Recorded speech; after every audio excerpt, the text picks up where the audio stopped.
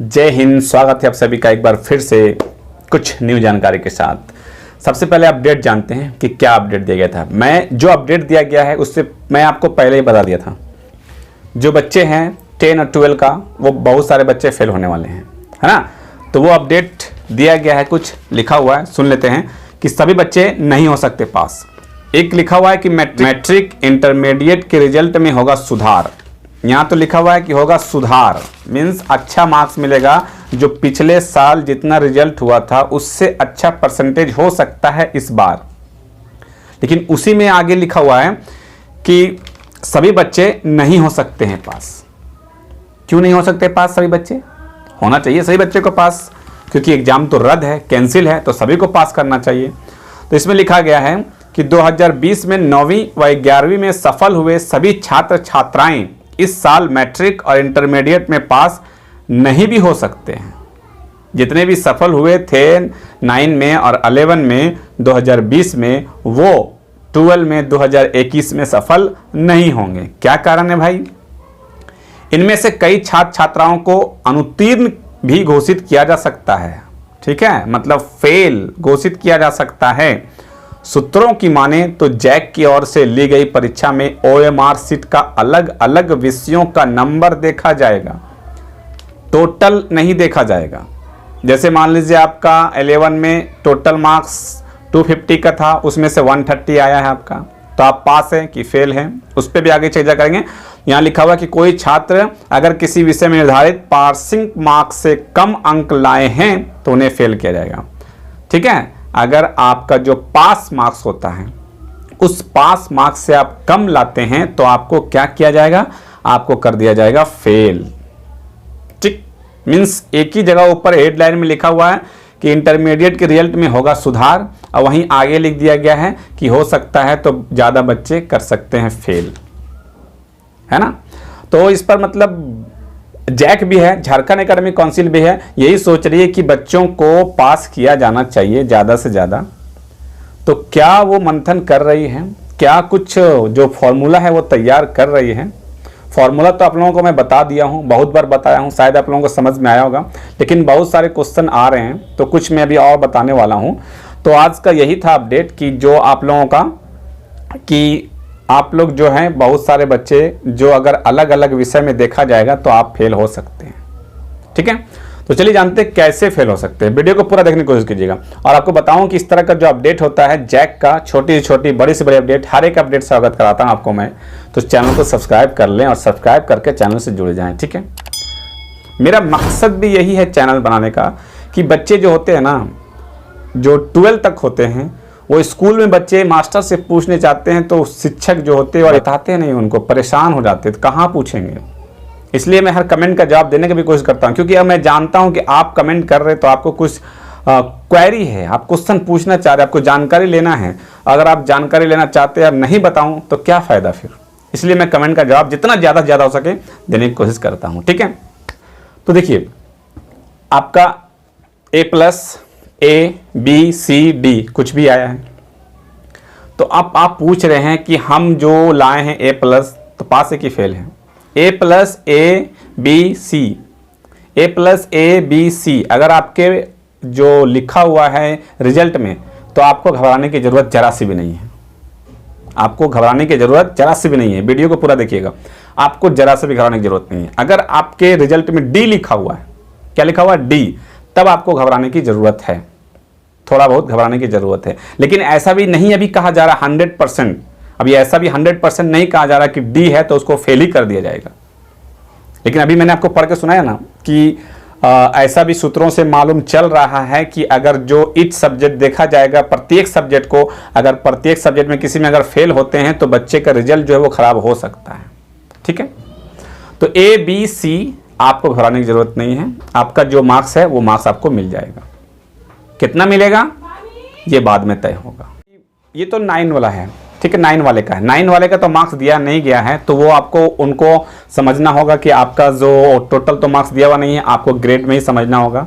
ठीक है, D है तो फेल है, जिस भी सब्जेक्ट में आपका D लिखा हुआ है तो आप उसमें फेल हैं। ओके, अब आते हैं कुछ 11 वाले के लिए। तो 11 में जो अभी करंट जो एग्ज़ाम दिए हैं 2020 में, और जो 2021 में देने वाले रेगुलर वाले, ठीक है।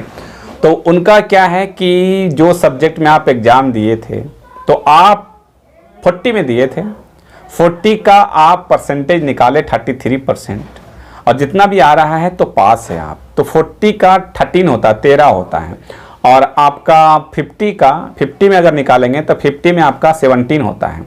तो अगर 50 में आप देखेंगे तो 17 से ज़्यादा है तो आप पास हैं, और 40 में देखेंगे तो आप 13 से ज़्यादा हैं तो पास हैं, और 13 भी है तो पास है, ठीक है। अब हुआ क्या कि अब ओवरऑल देखा जा रहा है कि मान लीजिए हम 250 में 130 मार्क्स लाए हैं तो हम पास है कि फेल है। 130 लाए हैं, कितना लाए? 130। अब 130 में पास है कि फेल है? तो देखिए 130 तो आपका मार्क्स है, आप 250 में मान लीजिए 200 लेके आए, है ना। सब में आपका 50 में 50 50 50 50 सब में 50 है, और एक सब्जेक्ट में आपका 10 है। एक सब्जेक्ट में आपका कितना है? 10 है। तो आप उस सब्जेक्ट में क्या, मैंने आपको क्या बताया था कि बच्चे का सब्जेक्ट वाइज देखा जाएगा, हर सब्जेक्ट का रिजल्ट देखा जाएगा, ठीक है। तो आप 200 मार्क्स लाए हैं टोटल, और एक सब्जेक्ट में अगर आपका सिर्फ 10 है तो 10 है तो आप फेल है ना। 10 है तो क्या है? आप फेल है। तो जो फॉर्मूला तैयार किया जा रहा है, अगर इसी फॉर्मूला पे कंफर्म हो गया कि एग्जाम रिजल्ट देना है तो फिर आपका रिजल्ट क्या हो जाएगा? फेल हो जाएगा, ठीक है। मैंने आपको पढ़ के भी सुना दिया था, ये फेल हो जाएगा, ओके। अब आप कहेंगे कि इतना परसेंट मिला है मुझे, तो टोटल कितना परसेंट मिलने के चांसेस है मुझे? इंग्लिश में 21 है, हिंदी में 12 है, मैथ में 15 है। तो आप वीडियो को देख के पूरा खुद निकाल सकते हैं, खुद समझ सकते हैं क्या हो सकता है आपका रिजल्ट, ओके। अब इसमें कहा जा रहा है कि मैट्रिक और इंटरमीडिएट 2021 के रिजल्ट से पिछले साल की तुलना में पास करने वाले छात्र और छात्राओं की संख्या में बढ़ोतरी हो सकती है। बढ़ोतरी हो सकती है ना। मैंने पहले ही बताया आपको कि एक जगह लिख रहा है कि बढ़ोतरी भी हो सकती है, और एक जगह लिख रहा है कि फेल भी हो सकते हैं। तो बढ़ोतरी कब होगी?